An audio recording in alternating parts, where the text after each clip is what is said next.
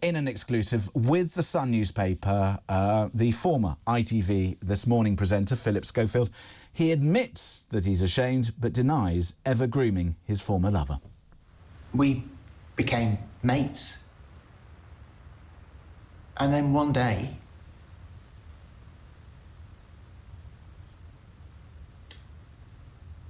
something happened that just changed it. There have been accusations that you groomed him.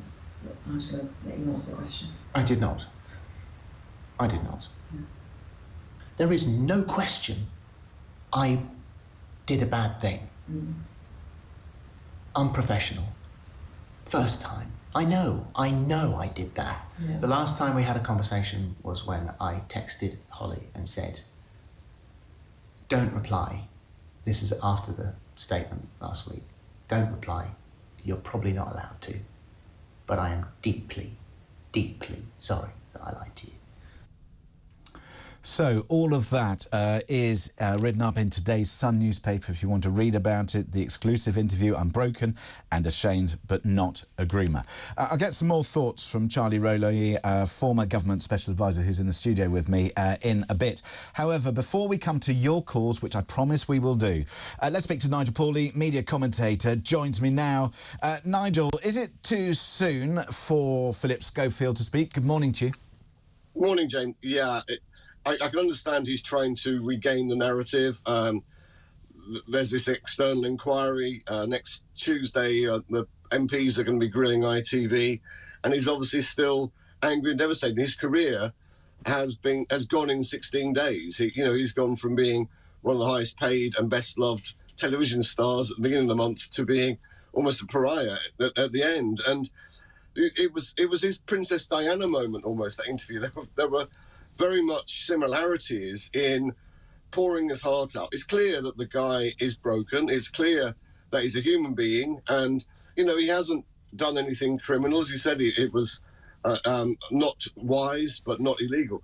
But the most bizarre thing was he was vaping through an interview. I was going to ask about that because I'm assuming that any decent PR would say, look, you shouldn't vape during an interview. Even if it's a newspaper interview, don't vape, stop it. Yeah, you see, that's the extraordinary thing. It's not like it's his first rodeo. He's been on television for 40 years, and that is a no-no. Now, if you wanted to be cynical, and far from me as a Fleet Street journalist of the past, be cynical, but it's almost like it's building an image of this man who's drinking Southern Comfort alone in his Surrey hotel suite and vaping and not eating. And I can understand that is probably the reality. You can't fake how rough he looked. But by the same token, he's shrewd enough. His whole career has been built by PR people and advisors to go on vaping, especially when after Rishi Sunak, only a few days ago, they're having a big clampdown on trying to influence kids and not get them be able to buy vape. It was extraordinary. And yes, he looks absolutely shattered, but he would be. He's had a car crash over the last couple of weeks.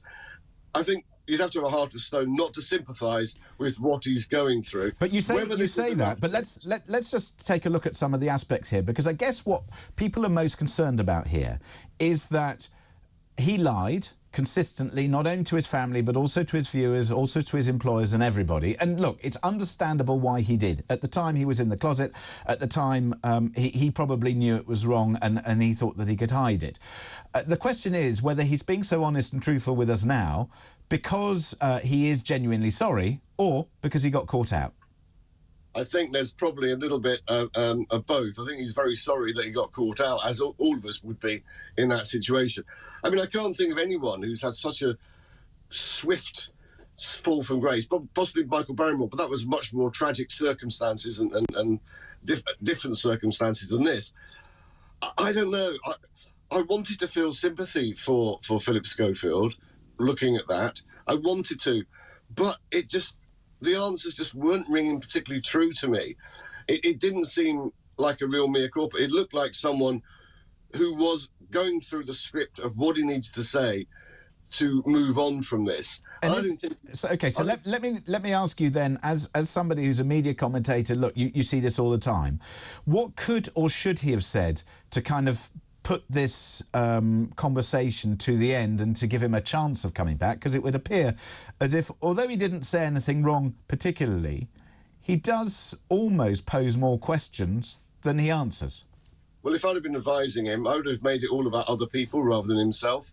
I think it came across as too much about poor me and not poor daughters, poor wife, poor victim, poor the people he'd let down. I think I would have got him to emphasise that he was deeply sorry for the hurt he had caused others, for lying. I don't think there was enough of that. It was all about how he's feeling inside. And I can understand him wanting to get through that. This is why I'm not sure that was that PR stage manager. He said he set this up with it through his lawyer.